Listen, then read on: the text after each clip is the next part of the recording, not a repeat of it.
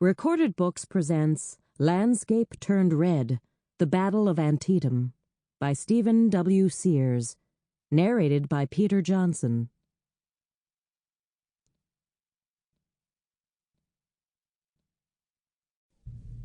Of all the days on all the fields where American soldiers have fought, the most terrible by almost any measure was September 17, 1862. The battle waged on that date, close by Antietam Creek at Sharpsburg in western Maryland, took a human toll never exceeded on any other single day in the nation's history. So intense and sustained was the violence, a man recalled, that for a moment in his mind's eye the very landscape around him turned red. By almost any measure, too, Antietam was pivotal in the history of the Civil War.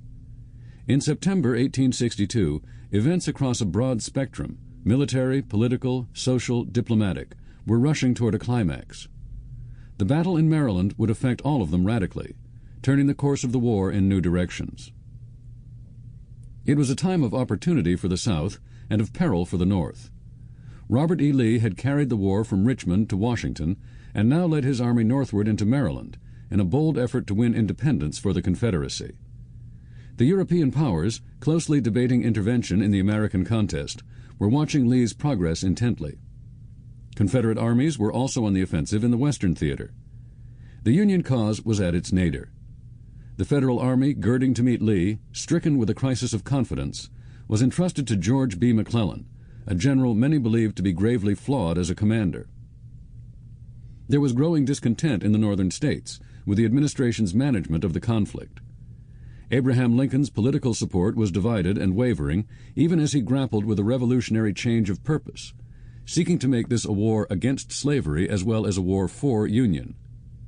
When the two armies finally faced one another across the shallow valley of the Antietam and prepared for battle, the sense of crisis was palpable. With his flair for the dramatic, General McClellan announced that the fate of the Republic was at stake, and so indeed it seemed. This account of the Maryland campaign, of the complex backdrop against which it was played, and of the desperate struggle along the banks of the Antietam, is drawn in large part from the testimony of eyewitnesses. There was in this setting, the pastoral Maryland countryside, the rugged terrain at Harper's Ferry and South Mountain, the rolling farmland and open woodlots around Sharpsburg, a particular sense of history being made that set it apart from previous campaigning and inspired men to record their impressions in detail in journals and letters.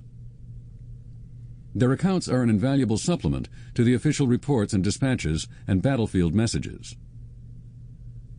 Beyond providing such primary source materials, Sample complete. Ready to continue?